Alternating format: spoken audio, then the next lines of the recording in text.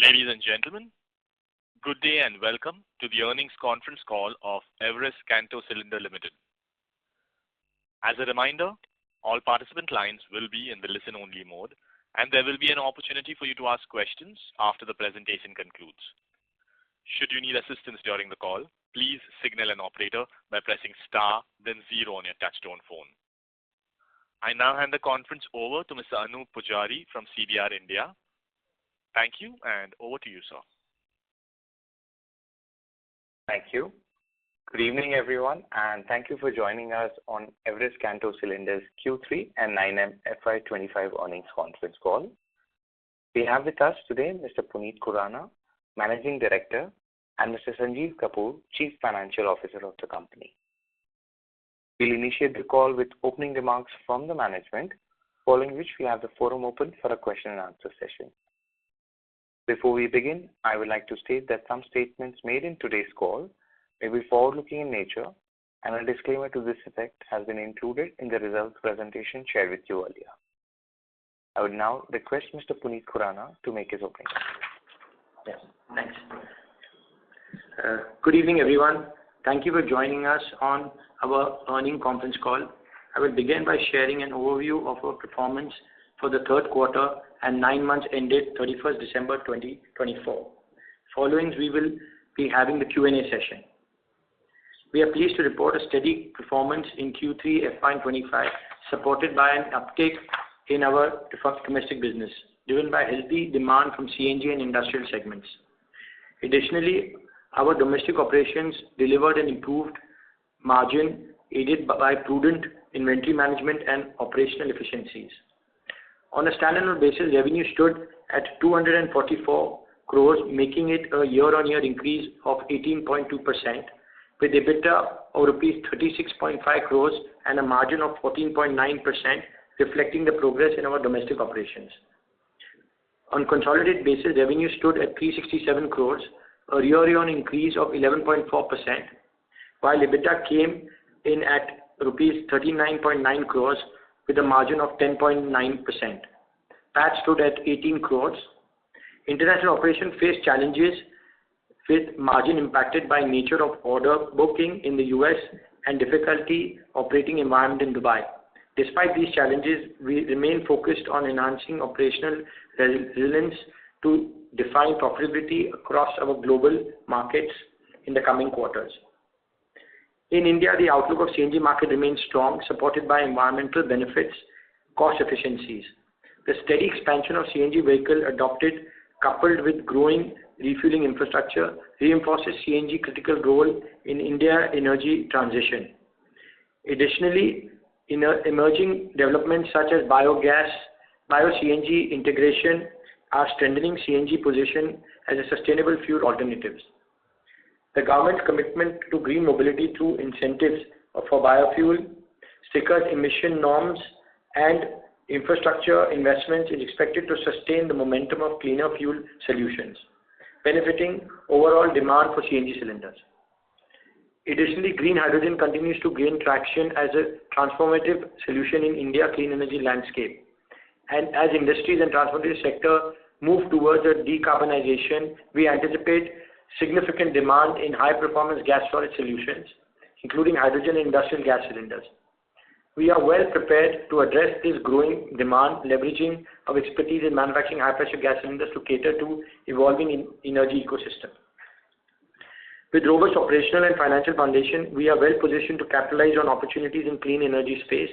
Our continued focus on innovation, operational excellence, and strategic expansion efforts with the drive on long-term value creation as a leading player in the high-pressure gas cylinder industry. We are committed to strengthening our market leadership, pursuing sustainable growth. With that, I would conclude the remarks and invite the moderator to open the floor for questions. Thank you very much. We will now begin the question and answer session. Anyone who wishes to ask questions may press star and 1 on their touchtone telephone. If you wish to remove yourself from the question queue, you may press star and 2. Participants are requested to use handsets while asking questions. Ladies and gentlemen, we will wait for a moment while the question queue assembles.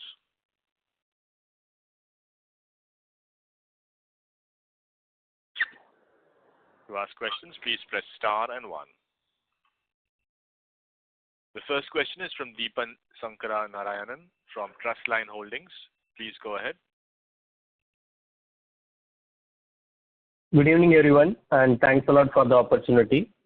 So firstly, what are the key drivers for 22% year-on-year growth in India business and also 5% plus Q-on-Q improvement in margins for India business?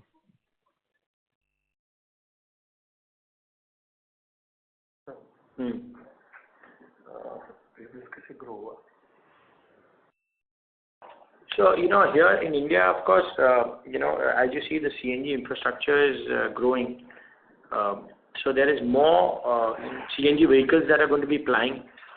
And now the CV business is also growing, which was subdued in the last 2 years. So we're seeing the growth is going to come from there. As the price rise of CNG did dampen that for some time, but now we are seeing that more with growth of infrastructure. So the CV business and the CNG business is continues to grow. Okay. And as the inventory restocking cycle has begun for CNG cylinders used by commercial vehicle manufacturers? Yes. Okay. And how is the current capacity utilization for domestic business?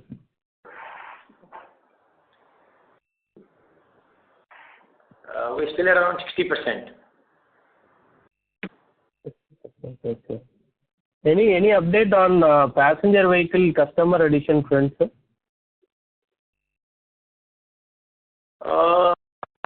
The same customer base continues.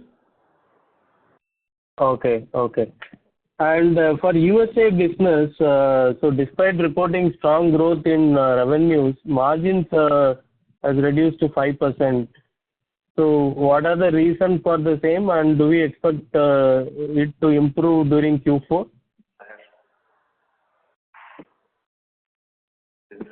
So US, is a completely project-based business. So, what happens is that you cannot be seeing the business quarter to quarter. It is more, how the order book moves. So the order book is very strong, but the movement of the product, because we have a lot of defense orders and other things. So sometimes you have delays in the product movement. But the order book is good, and if you see on an annual basis, definitely you will see that how the business is growing, and it's going to continue to grow. In the US, now with the new regime, we believe that the US business will be definitely benefited from the policies that the government is coming out with now. Okay. What is the kind of order book currently we have in USA subsidiary? Around $30 million.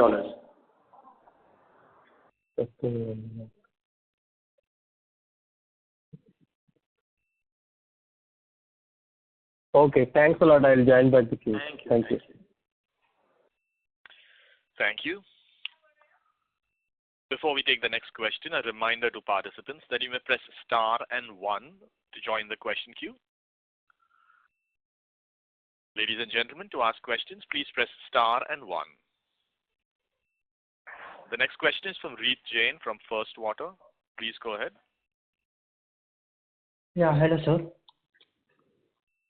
So despite similar revenue in the previous quarter on the consolidated basis, which is 367 crores, our power and fuel cost has increased by 20%, and also other expenses have increased by close to 20%. So what is the reason for such an increase? Yeah, good evening. This is Sanjeev Kapoor. In respect to power and fuel, I'm sure you're aware that from previous years there have been increase in all the costs of all the items which go into power and fuel, that is PNG, LPG, and basic power. That is one reason. And the other is on a quarter-to-quarter basis, if you compare, you'll find that sometimes it's a little higher because that's because of the production having been carried out, but the final output has the final finished goods have not been done, and this gets reflected in the inventory. So this is how the power and fuel is being, but it's well under control, and we are always finding ways and means of reduction in this cost. Okay. And regarding finance cost, that has also increased. Last quarter it was 2.74 crore. Now it is 4.59 crore. So have we increased the debt level? Yeah, we have increased slightly the debt level because what we wanted to push on the sales turnover. So obviously there's a little more funding gone into my inventory and debtors. So can you quantify the debt amount? Debt amount is total debt for the whole group is 140 crores. Okay. Sir, and regarding GST notice, we have the liability of 127 crore. So have other players also received the notice, or we are the only one who has received this notice? So it's an industry-related matter because everyone is following the same classification. The GST demand notice is due to difference in tax classification of CNG cylinders. And the department contends these should be classified under a different HSN, which is at 28%, and we have been classifying it under 18%. And it's a matter of interpretation, and there is no lapse on our part, and there are all multiple industrial players. We have received similar notices. So all have appealed to this so notice? We are in the process of filing an appeal, and we are also pursuing various other legal routes available to us. Mm-hmm. And in the press release, you have mentioned that there is some challenging operating environment in Dubai. So can you explain the situation? Yeah, because Dubai caters to the market in Europe, in Africa, in Brazil, in all other areas across the world. So obviously, everywhere it's not so conducive the way we have it in India. But we are setting up a new plant in Egypt. So Egypt has separate dynamics where government is favoring that we should have a CNG unit there. So there CNG will get easily absorbed because they are pushing for CNG conversion. Mm-hmm. Okay, got it. So there we don't think that it should be a issue related to the turnover or the sales. Okay, but since we have the spare capacity in Dubai, can we repurpose that available capacity to new geographies? Yeah, obviously. So we'll always be looking out for new geographies, but the overall environment in the global scenario is it's a wait and watch because the Trump administration is bringing in many new policies. So people are on the wait and watch theory as of now. Okay. So which country will have which impact is not very well known. Mm-hmm. Okay. And one more thing is regarding the USA subsidiary, you mentioned you have an order book of close to $30 million, right? Okay. And do you see this order book being maintained going forward due to new policies in oil and gas? So we already said that the new administration of the Trump administration will obviously support manufacturing within US. So obviously there'll be more orders coming to us because we have government companies who give us orders. Mm-hmm. Okay. Yeah, that's it from my side. Thank you. Thank you. Thank you. Next question is from Vidhi Shah from CR Kothari and Sons. Please go ahead. Hello, sir. Can I get a revenue guidance for FY25 and the kind of margins that we are expecting? It should be better than last year. Yeah, it should be better than last year. We'll not be able to give you any specific figures. Okay, so can we assume that it will sustain at 14%? It will be sustained at 14%. We are working towards that. Yeah. Yes, we are working towards that, yeah. Right. Thank you. Thank you. Next question is from Ramakrishnan V, who's an individual investor. Please go ahead. Good afternoon, sir. Sir, our domestic business is doing very well, but whereas we have headwinds in the overseas market, and now we are putting further investment in Egypt now. So I would like to know that what is the total investment we have made globally, and this is I think the global operations are very volatile. So why can't we bifurcate and deal this the company, the global company as a separate company and the domestic company as a separate company, because we have seen good kind of growth in domestic market. And it's the quarterly is very volatile. So most of the investors, they don't like that quarterly, this kind of a volatility.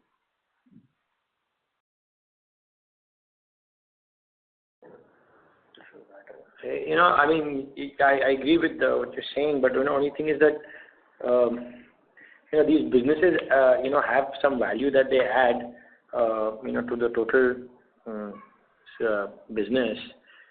So separating them it might not be looking in the long run. Definitely they'll be adding value. There might be some volatility in the short term, but in the long term they will definitely be they will reward be rewarding.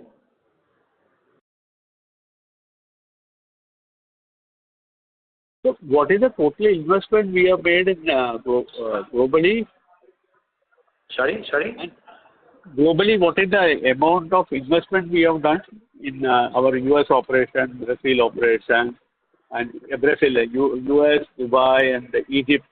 And when the Egypt is going to come operational? Yeah. And are we supplying to Maruti? So in September we will, the Egypt operations will come operational in Egypt in September 25. And what's the total investment we have made? International investment.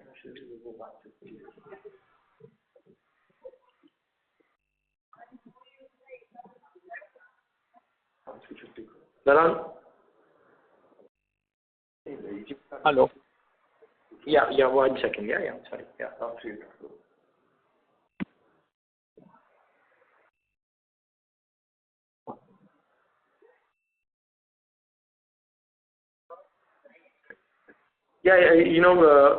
We don't have the figure offhand on the investment is what we made in the last 2 years internationally. We'll just give it to you a little bit later on the call. Yeah. Okay. All the very best, sir. Thank you. Thank you. Next question is from Kaushal, who's an individual investor. Please go ahead. Hi, sir. I have two questions. The first one is that on the overseas business, we've seen that in Q3, the EBITDA has been around 3 crores. I mean, if I just do console minus standalone. But overall, on a 9-month basis, the EBITDA for overseas business has been around 50 crores. So while I understand that there were some headwinds in Dubai and also, there was some project related this thing in US. Just wanted to understand how do you account for revenues and profitability in the US business, which is like a project business. It's more like project accounting.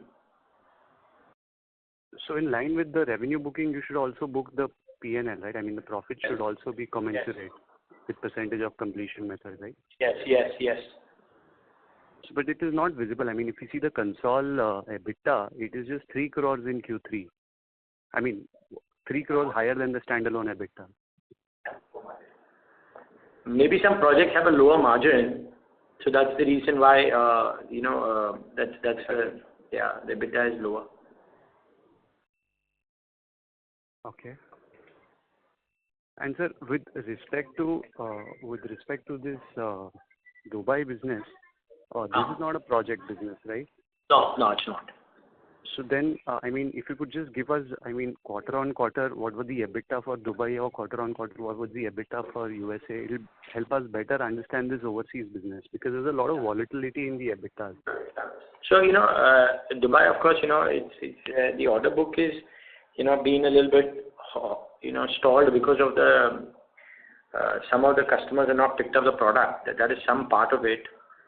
The reason why we had the slowdown in the Dubai business. Yeah. And sorry, the other question was?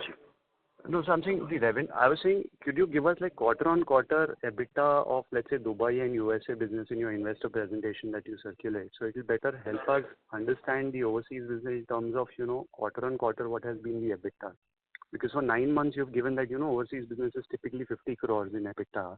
Mm-hmm. But, in US and Dubai put together. But for Q3, it was only 3 crores. So.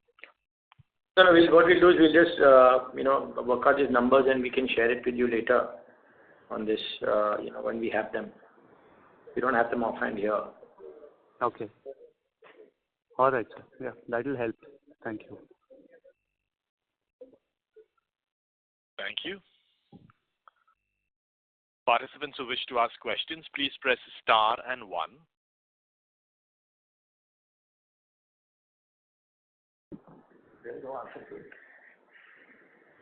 The next question is from Bhavin, who's an individual investor. Please go ahead. Sir, can you share the status on Maruti? Have we started delivering to them, or what is the status on that? No, we haven't yet got any orders from Maruti as yet. But are we pitching them? Yeah, we are pitching, but we are still, waiting for business. Okay. Thank you. Thank you. Thank you. Ladies and gentlemen, to ask questions, please press star and 1. The next question is from Ravi Jain, who's an individual investor. Please go ahead.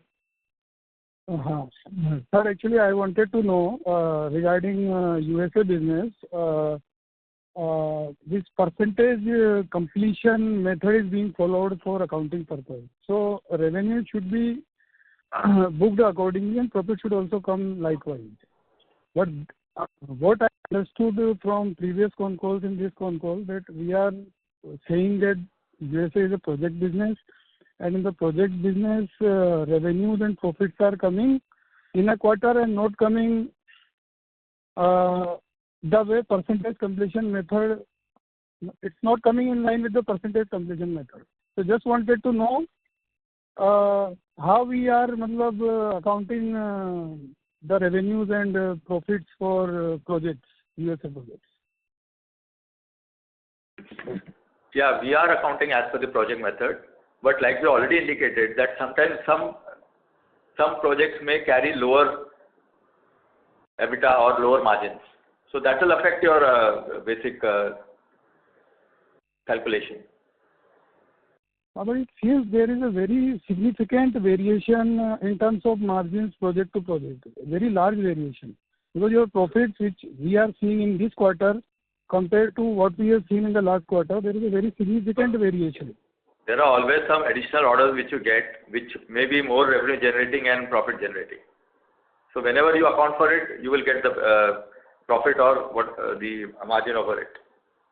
And how long does it take to complete a project? What is the duration of the project when we call something as a project? What time period is generally considered? Time period for 1 year to 18 months.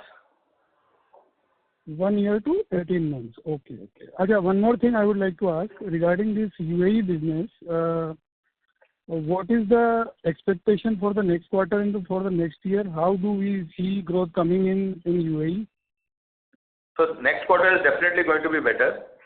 But going forward, we are wanting to explore other areas also across the world, and obviously we'll do better than this year. Okay. Thank you. Thank you very much. That was the last question in queue. I would now like to hand the conference back to the management team for closing comments. Yeah. Thank you once again for the interest and support. Should you need any further clarification or would like to know more about the company, please feel free to contact our investor relation at CDR India. Thank you so much. Thank you. Thank you very much. On behalf of Everest Kanto Cylinder Limited, that concludes this conference. Thank you for joining us, ladies and gentlemen. You may now disconnect your lines.